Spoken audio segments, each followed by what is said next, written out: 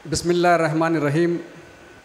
Dash पर तशरीफ़ फरमा मोहतरम व मुकर्रम मुफ्ती विकायतुल्लाह कासमी साहब, जनाब मौलाना सैयद आसिफ नदवी साहब, ज़क्का सेंटर इंडिया के सदर जनाब जावेद साहब, जमा इस्लामी शहर नांदेड़ के मुकामी अमीर जनाब अबरार साहब, शहर नांदेड़ के मोहतरम मुअज़्ज़ज़ बुज़ुर्गों, नौजवान दोस्तों, अज़ीज़ माओं और बहनों, मैं सबसे पहले अल्लाह रब्बुल इज़्ज़त का शुक्र बजा लाता हूँ कि उसने इस शहर के सोचने समझने वाले लोगों को, इस शहर के साहिब सरवत हज़रात को और इस शहर के ज़रूरतमंद अहबाब को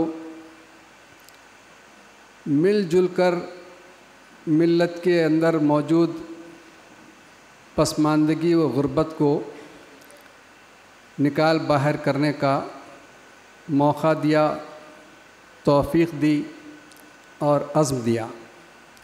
मैं मालिक का बड़ा शुक्रगुज़ार हूँ कि आप हज़रात ने इस्लाम की इस अज़ीम शान इबादत को उसकी सही सूरत में इज्तिमाई तौर पर फिर एक मर्तबा इस माशरे में जारी व सारी करने का अज़्म किया है, इरादा किया है, कोशिश किए जा रहे हैं।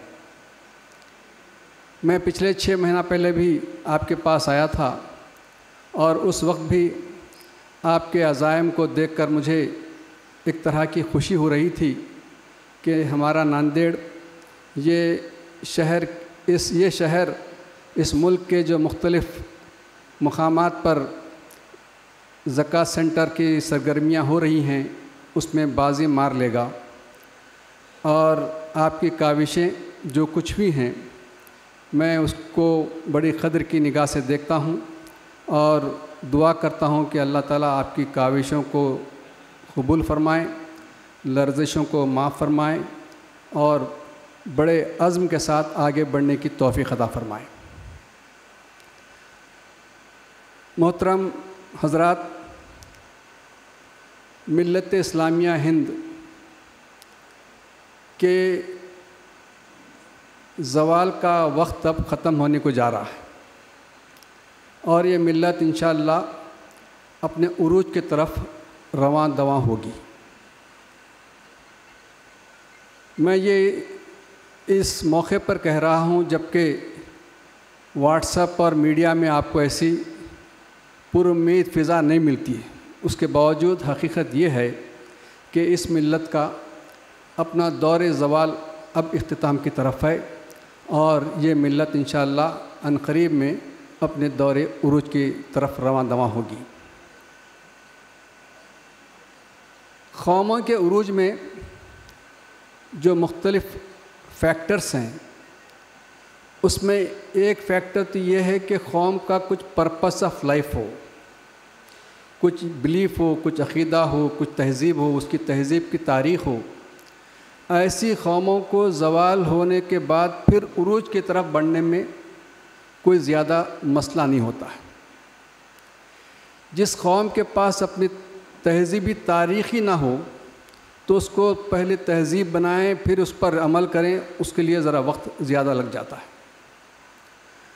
उसी तरह जिस कौम को प्राउड ऑफ द हिस्ट्री हो, तारीख़ पर एक तरह का एक फ़ख्र हो या एक तरह का एक एतमाद हो, ऐसी कौम भी वो पलट कर वापस आ सकती है। फिर जिस कौम में तालीम और आला तालीम की तरफ जहन, इज्तिमाई जहन ऐसा बना हुआ हो कि यूनिवर्सिटीज़ को हम कैप्चर करेंगे, आगे बढ़ेंगे, यूनिवर्सिटी पर कब्ज़ा करेंगे, ये मिजाज भी कौमों के उरूज के लिए ज़रूरी होता है। फिर ये कि कौम में पसमानदगी गुर्बत का कम होना कि उसके 90 to 95% लोग मार्केट एक्टिविटीज़ में इन्वॉल्व होना ये भी कौम की तरक्की का एक फैक्टर है। मैं जब इन सारे उरूज के फैक्टर्स को देखता हूँ तो ऐसा महसूस होता है कि मिल्लत ये सब चीज़ों में कुछ न कुछ अंदाज में आगे बढ़ रही है। कि प्राउड ऑफ द हिस्ट्री तो बहुत मायनाज है। तहज़ीब, अक़ीदा, इबादत जिस तरह मुनज़्ज़म इस कम्युनिटी के साथ है ऐसा और किसी के पास नहीं है, ये भी बहुत ही नंबर 1 है। लेकिन एक जो thin history of social empowerment का मामला है कि जो कौम मिलजुल कर अपनी ज़रूरियात की तकमील करती है, उसकी भी एक बड़ी तारीख़ होना चाहिए। कि जो कौम मिलजुल कर अपनी समाजी ज़रूरतों की तकमील करती है, उस तरह की काविशों की तारीख़ होना भी कौम के उरूज के लिए ज़रूरी है। कि ये जो फैक्टर है, ये हमारा फैक्टर बहुत ही थिन है। हमारी तारीख़ में या कुछ ऐसे तहज़ीब में स्लोगन आ गए हैं कि एक मैन में 2 तलवार नहीं हो सकती, लिहाजा इत्तेहाद की कोई गुंजाइश ही नहीं। इत्तेफाक इस पर कि इंतशार बरकरार रहे, इस पर इत्तेफाक हो जाता है। तो ये जो तारीख़ हमारी collaborative efforts for empowerment of society है, ये तारीख़ को अब बनाना है कि हम सारे जो कुछ इख्तिलाफ़ के एरियाज़ हो सकते हैं उनको हम रखें, इख्तिलाफ़ात का एहतराम करें, इख्तिलाफ़ के बावजूद मुत्तहदा तौर पर एफ़र्ट्स करें। तो ये नई तारीख़ इस मुल्क में यहाँ के मुसलमानों को अपने उरूज के लिए बनाना ज़रूरी है। कलेक्टिव सोशल एफ़र्ट्स के बग़ैर कौम बड़ी कौम बन नहीं सकती है। और इस तरह के जमहूरी समाज में आपका इत्तेहाद वो नागुज़ीर है आपकी तरक्की के लिए, आपको बेहतर मुस्तक़बिल के लिए। और इसके बग़ैर ये आप अपना मुस्तक़बिल बना नहीं सकते। हमारा वो इत्तेहाद जो स्टेज पर तो नज़र आता है लेकिन एक्शन में नज़र आता है, ऐसे इत्तेहाद की भी ज़रूरत नहीं है। मौलाना आखिल साहब कहा करते थे कि मुसलमानों का इत्तेहाद 12 बजे के घड़ी के 2 सुई के कांटे होते हैं उस तरह का होता है। 12 बजे के वक्त दोनों मिल जाते हैं, 1 मिनट हटते ही हट जाते हैं। तो इस तरह का टेम्पररी इत्तेहाद से कोई बड़ा काम नहीं होता। तो इसलिए ये बात हमारे लिए नागुज़ीर है कि मिल्लत का मुस्तक़बिल, मिल्लत की बेहतरी और आइंदा हमारे बच्चे हमसे अच्छे हो जाएं, उसके लिए ज़रूरी है कि हम इज्तिमाई तौर पर ऐसे इदारों को क़ायम करें, ऐसे कोशिशें करें जिससे मिल्लत का एम्पावरमेंट और मिल्लत को कैपेसिटी इसकी बढ़ जाए। जैसे तालीम के मैदान में हमारे इज्तिमाई एफ़र्ट्स होना चाहिए कि इंडिविजुअल एफ़र्ट्स तो अब हो गए हैं, पहले हुआ करते थे इज्तिमाई एफ़र्ट्स, सोसाइटीज़ बनकर काम किया करते थे। अब सोसाइटी का तस्वर अब ख़त्म हो रहा है। उसी तरह से माशी मैदान में हमारे कलेक्टिव एफ़र्ट्स की ज़रूरत है। उसी तरह से हमारे सेहत के मैदान में इज्तिमाई सोसाइटीज़ को बनाएं और मिल्लत बाहर के किसी ताउन के बग़ैर अपनी इन ज़रूरियात की तकमील करें। ये हमारी तरक्की के लिए नागुज़ीर है। तो इस तरह से ये जो ज़कात का एक इज्तिमाई नज़्म की बात हो रही है, ये वो नज़्म है जहाँ पर मिल्लत का हर फ़र्द जो इस काम के लिए बेहतर हो सकता है वो इसमें जमा हो जाए, इसके साथ उसकी ज़िम्मेदारी उठा ले। ज़कात सेंटर इंडिया ये न किसी फैमिली का इदारा है न किसी जमात का इदारा है, ये टोटल मुसलमानों का इदारा है। और मुसलमान अपने सब कुछ किसी से भी इख्तिलाफ होने के बावजूद इस इदारे के साथ इसके ज़िम्मेदार बने, इसके साथ अपने आप को जोड़े रखें ताकि इस इबादत को, इस फ़र्ज़ इबादत को फिर एक मर्तबा मिल्लत में उसको क़ायम कर सकें। इस इनिशिएटिव पर हमको आगे बढ़ना होगा। ये मेरी पहली बात है कि इज्तिमाई मिल्लत के इज्तिमाई सरगर्मियों की नई तारीख़ हमको बनाना है और इस नई तारीख़ के लिए हमारी कोशिशों को मुख्तलिफ़ मैदानों में आगे बढ़ाना है। दूसरी बात मुझे ये कहनी है कि इस्लाम ने इंसानों पर माशी तौर पर, मईशत के तौर पर 2 बड़े एहसान किए हैं। एक एहसान ये कि इस्लाम ने सूद को हराम करार दिया है और ज़कात को फ़र्ज़ करार दिया है कि वो सूद को इसलिए हराम है कि सूद गरीबों से पैसा चूस कर अमीरों के हाथ उसको हवाले करता है, कि पैसा समाज से निकलता है और चंद लोगों के हाथ में जमा हो जाता है, और इसलिए समाज गरीब से गरीबतर होता जाता है और लोगों की रहम व करम पर जीने पर मजबूर कर दिया जाता है। ये वो सूद का निज़ाम है। सूद का निज़ाम दिल को सख्त करता है, इंसान को अपने बराबर उसको समझ नहीं आता है, वो समझता है कि मैं हाकिम हूँ और महकूम है। तो इस सूद के निज़ाम को इस्लाम ने हराम करार दिया है। और दूसरा बड़ा एहसान कि ज़कात में पैसा ऊपर से नीचे आता है, कि अहले सरवत से गरीब लोगों के पास आता है। तो मुझे लगता है कि मईशत की आप स्टडी करें तो इस्लाम के ये 2 बातें बड़ी खुलकर सामने आती हैं कि ये 2 बड़े एहसानात हैं मईशत के इसमें, कि इस्लाम ने सूद को हराम किया है और ज़कात को फ़र्ज़ किया है, ताकि एक ऐसा समाज वजूद में आए जहाँ पर केयरिंग एंड शेयरिंग का माहौल हो, एक दूसरे के दर्द को समझ सकें, एक दूसरे के मसले को हल कर सकें, एक दूसरे में वो हमदर्दी पैदा कर सकें कि कोई आदमी अपने आप को अलूफ़ महसूस ना कर सके। वो कह सकेंगे मेरे साथ मेरे लोग हैं। तो मेरे साथ मेरे लोग हैं, ये एहसास उसी वक्त होता है कि जब हम अमली तौर पर इस तरह का माहौल बनाएं। ये बात अल्फाज से नहीं होती है, ये अमल से होती है। ये 2 एहसानात है जिसको हमको हमेशा अपने जहनों में रखना चाहिए कि इस्लाम के बहुत सारे एहसानात में मईशत के दौर इस मैदान में ये बड़े एहसान हमको मिलते हैं। तीसरी बात यह है कि जैसा कि इससे पहले बात आई कि हिंदुस्तान में मुसलमानों की जो तरक्की हो रही है वो तरक्की कौमी तरक्की के मुकाबले में पीछे चल रही है, कि हिंदुस्तान का हर तबका आगे बढ़ रहा है। जिस रफ्तार से वो आगे बढ़ रहा है, मुसलमान उस रफ्तार से आगे नहीं बढ़ रहे हैं, वो पीछे की तरफ ही जा रहे हैं। ये लैगिंग ये मुसलसिल होती जा रही है कि मुसलमान पीछे नहीं हट रहा है, लेकिन समाज जिस तरह से आगे बढ़ रहा है वो रफ्तार मुसलमानों की नहीं है। लिहाजा वो हर दिन आप देखेंगे कि ये पीछे ही इसको रहना पड़ता है। तो इसलिए, और अब ये जो गुर्बत आएगी उसको कहते हैं कि मल्टी डायमेंशनल पॉवर्टी, कि ये गुर्बत में होता ये कि ये सिर्फ़ आपके जिस्म का वज़न कम नहीं करती है, गुर्बत मुतासिर करती है, अखलाक को मुतासिर करती है, सेहत को मुतासिर करती है, दीन को मुतासिर करती है, आपके ताल्लुक़ात को मुतासिर करती है, और एक तरह का एक एनार्की को जन्म देती है। तो इसलिए गुर्बत का मुसलमानों से हट जाना ये इस वक्त की ज़रूरत है। इसमें जितने भी एफ़र्ट्स हम कर सकते हैं, जो भी हमारे पास तदाबीर हो सकते हैं, उसको अप्लाई करना चाहिए।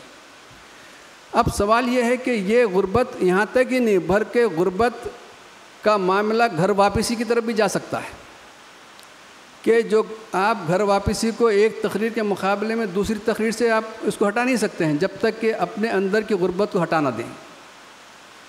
तो गुर्बत के पहले जो कुछ मसाइल थे, उन मसाइल से ज़्यादा अब नए हालात में इसके मसले बढ़ गए हैं, इसके इम्पैक्ट बढ़ गए हैं।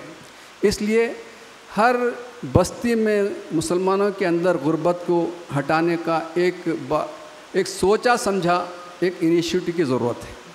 तो इसलिए ज़कात सेंटर एक बहुत बड़ी स्टडी के बाद में इसको वजूद में लाया गया और गुर्बत का इसमें हल है, इसमें मसले का हल है। मैं हमारे उन लोगों से इस मौके पर बात करना चाहता हूं जो अपनी माशी सरगर्मी के ताल्लुक़ से वो कोशा हैं, कोशिशें कर रहे हैं, मेहनत कर रहे हैं, कि ये आप जानें कि गुर्बत ये कोई ईमान का जुज़ नहीं है कि ला इलाहा इल्लल्लाह पढ़ लें तो गुर्बत फ्री में ले लें। ये ईमान का हिस्सा कोई ताल्लुक़ नहीं है, कि ईमान ऐसा भी नहीं है कि साहब बाय 1 गेट 1 फ्री, कि ईमान ख़रीदो गुर्बत फ्री ले जाओ। तो लोग समझते हैं कि मुसलमान का मतलब गरीब, और हम भी समझ लेते हैं उसको। तो मुसलमान का मतलब गरीब नहीं होता है। मुसलमान हज़रत बिन अब्दुर्रऊफ़ बिन औफ़ की तरह भी हो सकते हैं। हमारी तारीख़ है कि जहाँ पर हमने एक्सपोर्ट्स किए हैं, इंपोर्ट्स किए हैं, बड़े बड़े तजारत ताजिर हम बने हैं, इसी मुसलमानों की तारीख़ में सब मौजूद हैं। तो इसलिए ये बात कि गुर्बत की तहक़ीक़ कहती है कि गुर्बत की उम्र ये 7-8 साल से ज़्यादा नहीं हो सकती है। मैं सब लोगों से ये कहना चाहता हूँ कि गुर्बत की उम्र 7-8 साल से ज़्यादा नहीं हो सकती। अगर कोशिश किया जाए कि इससे निकलना मैंने तय कर लिया है तो 8 साल से ज़ायद इसको अपने पास रख नहीं सकते। इसलिए आप देखते हैं कि लोग अपनी आगाज़ की ज़िंदगी में 25-30 साल, 24-25 साल में गरीब होते हैं। जब 40 साल को पहुँचते हैं तो कुछ असेट जमा हो जाता है। जब दुनिया रुखसत होते हैं तो 2-4 घर छोड़ के जाते हैं। तो एक ही लाइफ साइकिल में आपकी गुर्बत चली गई। उसी तरह से कौमों में भी गुर्बत परमानेंट चीज़ नहीं होती है कि वो तो बदलती रहती है। तो हम ये जहन में तय करें कि ये गुर्बत कोई परमानेंट फ़ीचर नहीं है किसी की ज़िंदगी का। एक ही ज़िंदगी में गुर्बत आप निकाल बाहर कर सकते हैं और इसकी उम्र आप काविश करें, कोशिश करें तो 7-8 साल से ज़ायद नहीं हो सकती। ये भी एक बड़ी रिसर्च इसके ऊपर मौजूद है। अब सवाल ये है कि गुर्बत आती कैसे और आ जाए तो करती क्या है, सब तो मालूम हो गया, लेकिन ये जाती कैसे है? तो ये बड़ी अहम बात है कि गुर्बत कैसे जाती है। जब दौलत आएगी तो गुर्बत जाएगी और कोई दूसरा रास्ता नहीं है। तो दौलत आने के लिए हम लोगों को चाहिए कि वेल्थ क्रिएशन एक्टिविटीज़ के हिस्सेदार बने, कि जहाँ पर कि दौलत बनने के जो तदाबीर हैं, जो कोशिशें हैं, जो फैक्ट्रीज़ हैं, जो काम हैं, उसमें हिस्सेदार बने, ना कि डिसबर्समेंट के हिस्सेदार ना बने। कैसे खर्च करें उस पर ज़्यादा दिमाग ना लगाएं, कैसे हासिल करें इस पर ज़्यादा दिमाग लगाएं। तो क्रिएशन ऑफ वेल्थ पर ही गुर्बत का खात्मा हो सकता है। हमारा जहन ऐसा बदलना पड़ेगा। ये बात है कि गुर्बत के पैसे देने से गुर्बत नहीं जाती है। किसी को एक वक्त आप पैसा दे दें तो वो जाके बिरयानी खा लेगा और फिर गरीब का गरीब रहेगा। कि फिलफोर किसी की पेट भूखा है तो भूखे को आप कारोबार ना लगा के दें, भूखे को आप खाना दें, ये बात तो समझ में आती है। लेकिन मुसलसिल खाना देते रहना, आप मुसलसिल गुर्बत को परवान चढ़ाने के, जिस तरह एक चाइना की मिसाल है कि भूखे को आप मछली तो दे सकते हैं, लेकिन गुर्बत को हटाना है तो मछली पकड़ना सिखाना होगा। आप गुर्बत को हटाना है तो मछली को पकड़ना सिखाना होगा ताकि वो अपना काम आगे का चलाते रहें। तो पैसा ट्रांसफ़र करने से, पैसा देने से किसी की गुर्बत नहीं जाती है। गुर्बत जाती है ये ट्रांजैक्शन से जाती है कि लेन देन से गुर्बत का खात्मा कर सकते हैं। कि ट्रांजैक्शन होना चाहिए कि आदमी कारोबार करे, ख़रीदे बेचे। हर ख़रीदने वाला बेचने वाले को 2 पैसा देकर जाता है। हर ख़रीदने वाला बेचने वाले को वो 2 पैसे प्रॉफिट देकर ही जाएगा। तो इसलिए मिल्लत के वो लोग जो किसी तरह किसी के इंतज़ार में बैठे हैं, सर्विस के इंतज़ार में बैठे हैं या इसी इधर उधर की चीज़ों में बैठे हैं, आप इंतज़ार करना छोड़ दें और अब तिजारत के मरहले में आपको उतरना चाहिए। जैसे भी आपको आता है, आपको अज़्म होना चाहिए, क्या करना है समझ में आना चाहिए, फिर उसमें उतरना चाहिए। तो ये बात है कि आप ट्रांजैक्शन करें कि कुछ ख़रीदें कुछ बेचें। अब क्या ख़रीदने और बेचने से गुर्बत जाती है? ये बात साफ़ है कि इज़्ज़त बेचने से गुर्बत जाने वाली नहीं है, दीन बेचने से गुर्बत जाने वाली नहीं है, अखलाक बेचने से गुर्बत जाने वाली नहीं है। इससे गुर्बत नहीं जाती है। गुर्बत जाती है गुड्स के बेचने से। कुछ सामान आप बेचें कि उसमें जितने भी वैरायटीज़ हैं कि आप बेचें, टेबल चेयर बेचें, कपड़ा बेचें, फ्रूट्स बेचें, गोश्त बेचें, जो भी बेचना है गुड्स को बेचना होगा। हर गुड्स को बेचने से आपको कुछ 2 पैसे मिल के आते हैं और आप दौलतमंद बनते हैं। उसी तरह से सर्विस को बेचें कि आप प्रोफेशनल्स हैं, आप के प्लम्बर हैं, इलेक्ट्रीशियन हैं, जो कुछ हैं, कुछ ना कुछ स्किल्स आपके पास हैं, डॉक्टर हैं और जो कुछ हैं, तो ये सर्विस को बेचने से आपकी दौलत आएगी।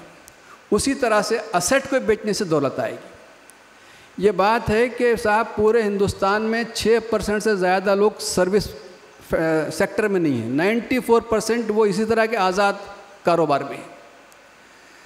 तो मैं ये कहना चाहता हूँ कि हम में जिसके पास भी हमारे छोटे वेंडर्स जो कुछ हैं, आप ताजिर कोई छोटा नहीं होता, हर ताजिर पहले मुख्तसर होता है, बाद में बड़ा बन जाता है।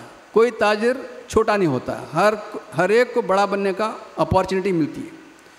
तो इस काम में कि आप गुड्स को बेचें, अशिया को बेचें, आप सर्विस को बेचें, आप असेट को बेचें, सोना चांदी बेचें, प्लॉट बेचें, ये असेट है इसको बेचें, तो इस बेचने और ख़रीदने का प्रोसेस में मुसलमानों के नई नस्ल को, नौजवानों को उतरना चाहिए।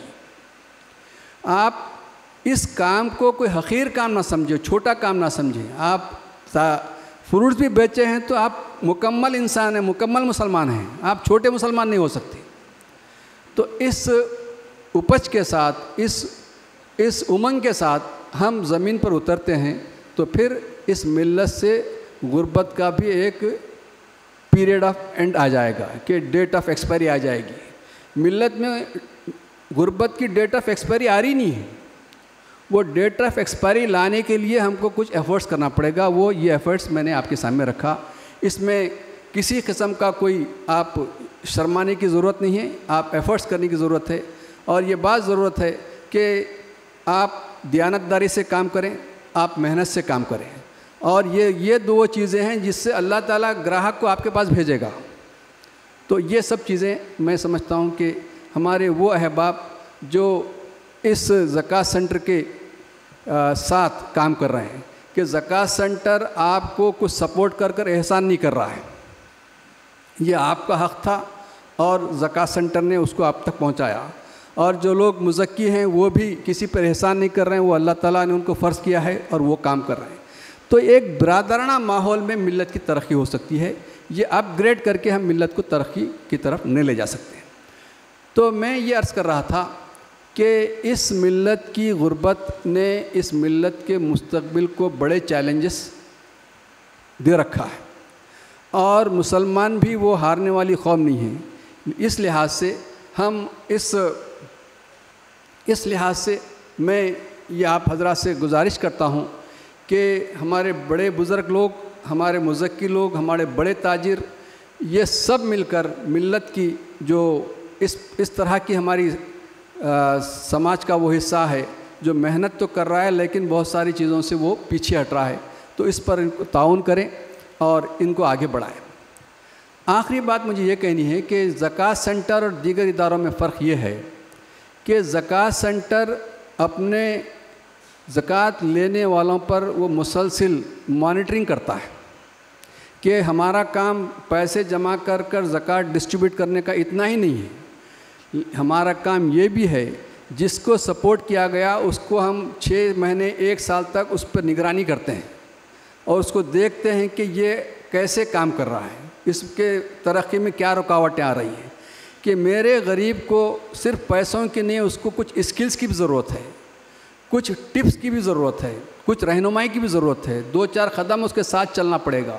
और इस पर जो आफात आते हैं, कभी पुलिस के आफात आते हैं, कभी महिला माफिया के आफात आते हैं, कभी ऊपर के आफात आते हैं, इन सब के मौके पर उसके साथ 2-4 कदम मिल्लत के बड़े लोग उनके साथ हो जाते हैं, तो फिर उनकी काविशों को थोड़ी सी सहूलत मिल जाती है और वो आगे बढ़ जाते हैं। तो ज़कात सेंटर इंडिया का ये स्पेशलिटी ये है कि इसके पास मेंटर का कॉन्सेप्ट है।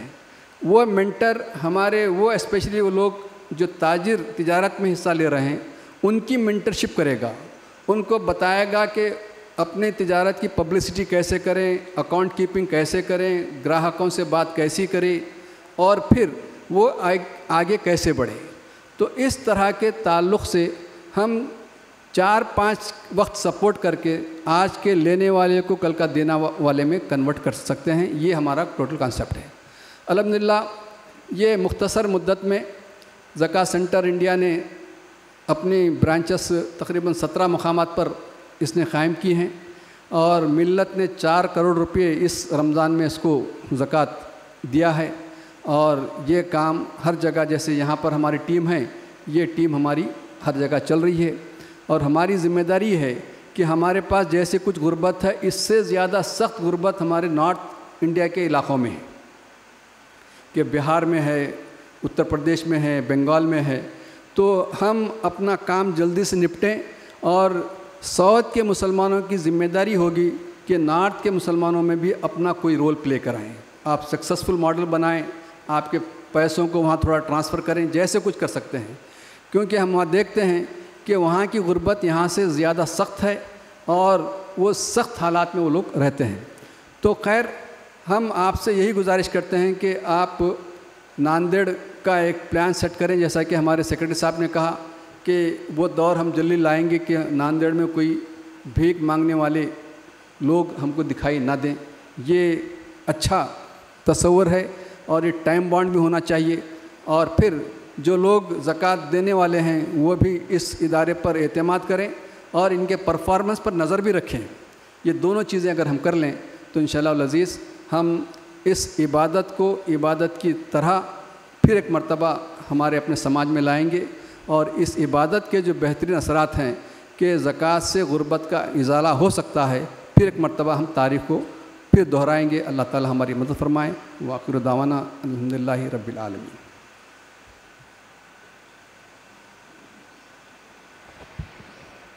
जज़ाकल्लाह। अब इसके बाद मैं इजहार तशक्कुर वोट ऑफ थैंक्स के लिए मोहम्मद इकरामुद्दीन साहब को बुलाता हूँ और उसके बाद इंशाअल्लाह फिर हमारी दुआ होगी। अस्सलाम वालेकुम। सबसे पहले तो मैं अल्लाह ताला का शुक्र अदा करता हूँ कि अल्लाह ताला ने हम सबको ये मौका दिया कि हम एक जगह जमा हो और ज़कात के जो मौजू है इसके ऊपर हम गुफ्तगू भी कर सकें और इसकी फ़र्जियत की जो अहमियत को जानें। उसके बाद मैं हमारे मेहमान अब्दुल जब्बार सिद्दीकी साहब, मुफ्ती वक़ायतुल्लाह साहब और हमारे डॉक्टर सिद्दीक साहब, इन तमाम का भी शुक्रिया अदा करता हूँ कि उन्होंने अपना कीमती वक्त हमारे लिए निकाला।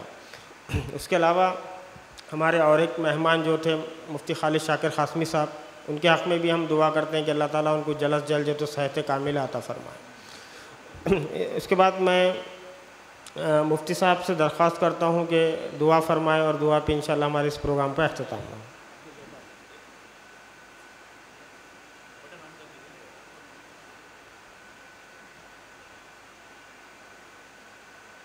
गुज़ारिश की है मेहमान मुकर्रम से कि आप सफ़र में हैं, एक तड़प और एक दर्द लेकर, चूँकि मुल्क में आप ये चल रहे हैं फिर रहे हैं, लिहाजा हम सब की तरफ से गुजारिश है कि आप ही दुआ फरमाएँ। अल्लाह ताला क़बूल करें। चलिए।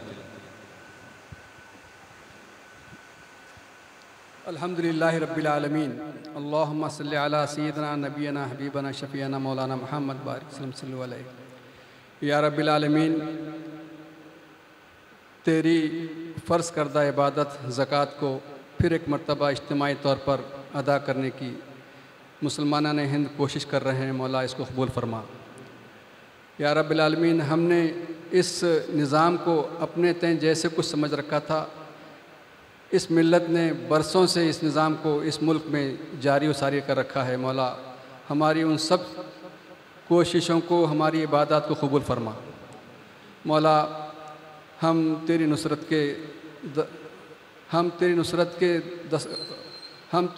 को चाहते हैं। मौला तो हमारी नुसरत फरमा। ए रब्बिल आलमीन, तेरा दीन इस मुल्क में जिस हालत में चल रहा है इसको मज़ीद क़ुव्वत अता फ़रमा। मौला मुसलमान इस मुल्क में जीने का एक ही मकसद रखते हैं कि वो तेरे दीन की बंदगी करें, तेरे दीन को क़ायम करें और तेरे दीन पर चलने की हमें सकत अता फ़रमा। या रब्बिल आलमीन, तेरे दीन को चलने में और शहादत इलन नास की ज़िम्मेदारी अदा करने में मौला हमसे जो लर्जिशें हो रही हैं उसको माफ़ फरमा दी।